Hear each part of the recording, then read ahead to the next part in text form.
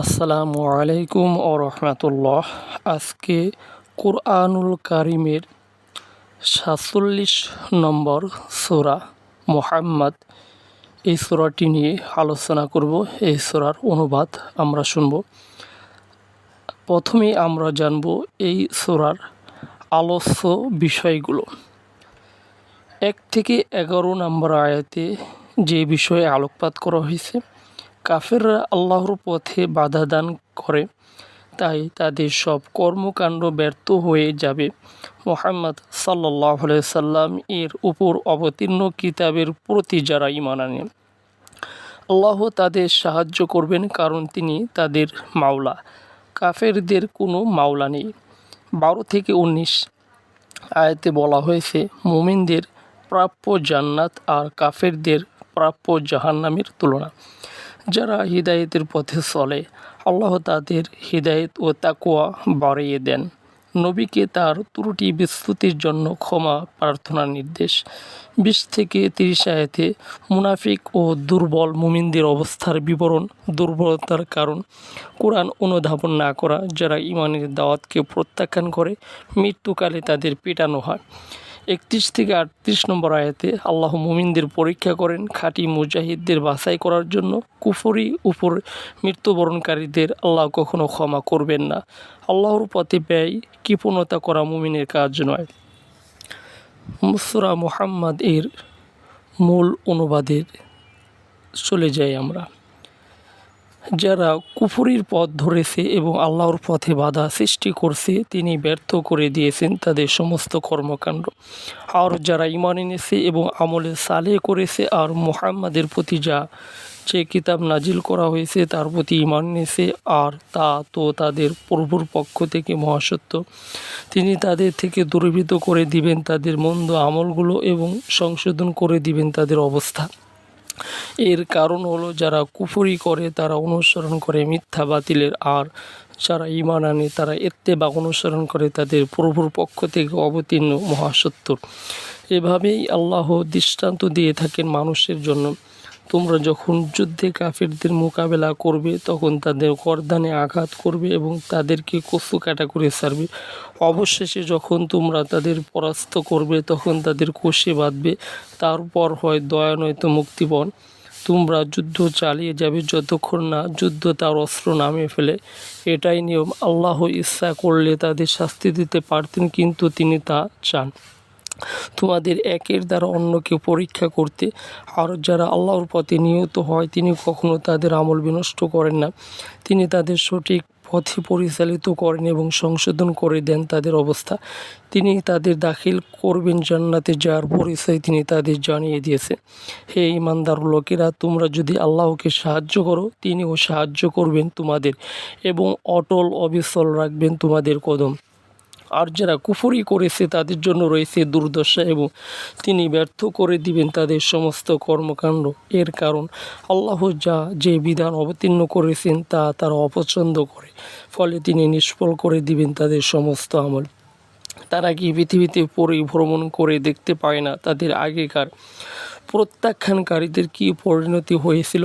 আল্লাহ তাদের ধ্বংস করে দিয়েছিলেন, আর এই কাফিরদের জন্য রয়েছে একই পরিণাম। এর কারণ আল্লাহ মুমিনদের মাওলা অভিভাবক, আর কাফিরদের কোনো মাওলা নেই।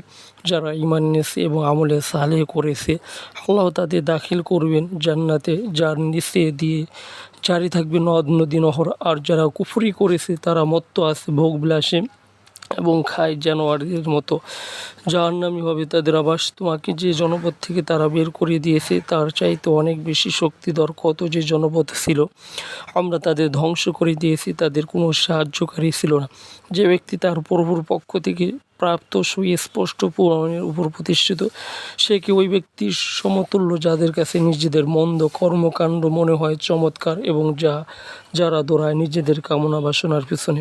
মুত্তাকিদের যে জান্নাতের প্রতিশ্রুতি দেওয়া হয়েছে তার দৃষ্টান্ত হলো তাতে রয়েছে অনাবিল পানির নদ নদী নহর। রয়েছে দুধের নহর যার স্বাদ কখনো পরিবর্তন হয় না, রয়েছে সুরাপায়ীদের জন্য সুস্বাদু সুরার নহর, রয়েছে পরিশোধিত মধুর নহর। তাছাড়া সেখানে তাদের জন্য থাকবে সব ধরনের ফল ফলারি, থাকবে মাগফিরাত তাদের পূর্বপক্ষ থেকে, এরা কি ওদের সমতুল্য যারা চিরকাল জ্বলতে থাকবে জাহান্নামে, যাদের পান করানো হবে টকবগে ফুটন্ত গরম পানি যা ছিন্ন ভিন্ন করে দিবে তাদের নারী ভুঁড়ি। তাদের মধ্যে এমন কিছু লোক আছে যারা তোমার কথা শুনে তারপর তোমার কাছ থেকে বাইরে গিয়ে যাদের জ্ঞান দেওয়া হয়েছে তাদের বলে, এইমাত্র সে কি বলল। আসলে এরা সেসব লোক আল্লাহ যাদের অন্তর মোহর করে দিয়েছেন এবং যারা নিজেদের কামনা বাসনার পিছনে দৌড়ায়। যারা হিদায়তের পথ অবলম্বন করে আল্লাহ তাদের ঈমান বৃদ্ধি করে দেন এবং তাদের দান করেন তাদের তাকওয়া। তারা কি এই জন্য অপেক্ষা করছে যে আকস্মিক কিয়ামত তাদের উপরে এসে পড়ুক? জেনে রাখো কিয়ামতের লক্ষণ তো দেখা দিয়েছে। কিয়ামত এসে পড়লে কেমন করে গ্রহণ করবে তারা উপদেশ। জেনে রাখো আল্লাহ ছাড়া কোনো ইলাহ নেই, সুতরাং তুমি ক্ষমা প্রার্থনা করো তোমার এবং মুমিন পুরুষ ও নারীদের ত্রুটির জন্য। আল্লাহ জানেন তোমাদের সব গতিবিধি এবং অবস্থান। মুমিনরা বলে, এমন একটি সূরা নাজিল হয় না কেন যাতে যুদ্ধের নির্দেশ থাকবে?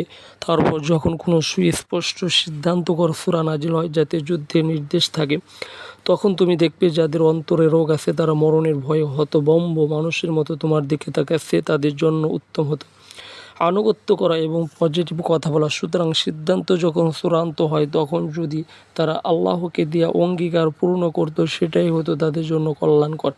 তবে কি তোমরা ক্ষমতা অধিষ্ঠিত হলে দেশে বিপর্যয় সৃষ্টি করবে এবং আত্মীয়তার সম্পর্ক ছিন্ন করবে? এরা হলো সেই সব লোক যাদের প্রতি আল্লাহ লানত করেন এবং যাদের বধির ও দৃষ্টিহীন করে দেন। তারা কি কোরআন নিয়ে চিন্তা গবেষণা করে না, নাকি তাদের অন্তর তালাবদ্ধ? হৃদয়ের সুস্পষ্ট হওয়ার পর যারা তা পরিত্যাগ করে, শয়তান তাদের মন্দ কাজসমূহকে তাদের কাছে শোভনীয় করে তুলে ধরে এবং তাদের মিথ্যা আশা দেয়। এর কারণ আল্লাহ যা নাজিল করেছেন সেটা তারা অপছন্দ করে এবং তারা বলে, আমরা কোনো বিষয় মেনে নিব। আল্লাহ তাদের গোপন অভিসন্ধি অবগত আছেন। তখন কেমন হবে যখন ফেরেশতারা তাদের উপাদ ঘটাতে এসে মুখমণ্ডল আর পিঠে কষাঘাত করতে থাকবে?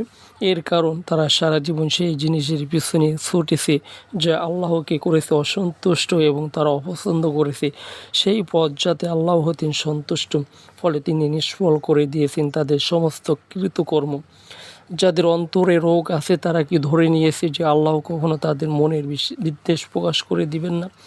আমরা চাইলে তোমাকে তাদের পরিচয় দিয়ে দিতাম, ফলে লক্ষণ দেখলেই তাদের তুমি চিনতে পারতে। তবে তুমি অবশ্যই তাদের কথা ভঙ্গিতে তাদের চিনতে পারবে।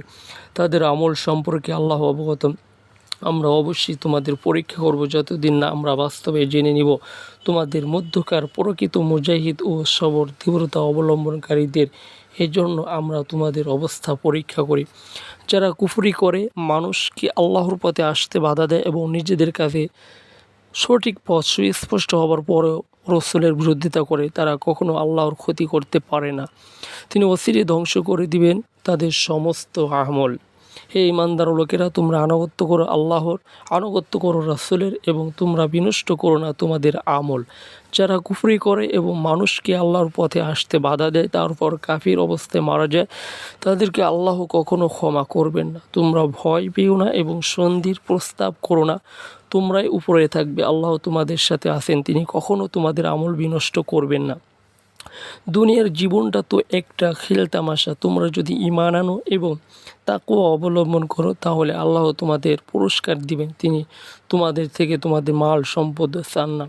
তিনি যদি তোমাদের মাল সম্পদ চাইতেন এবং সেজন্য তোমাদের চাপ দিতেন তাহলে তোমরা বখিলি করতে, তখন তিনি তোমাদের বিদ্বেষী মনোভাব প্রকাশ করে দিতেন। হ্যাঁ, তোমরাই তো তারা যাদের আল্লাহর পথে ব্যয় করতে ডাকা হচ্ছে, অথচ তোমাদের কেউ কেউ বখিলি করছে। যারা বখিলি করে তারা তো বখিলি করে নিজেদের প্রতি।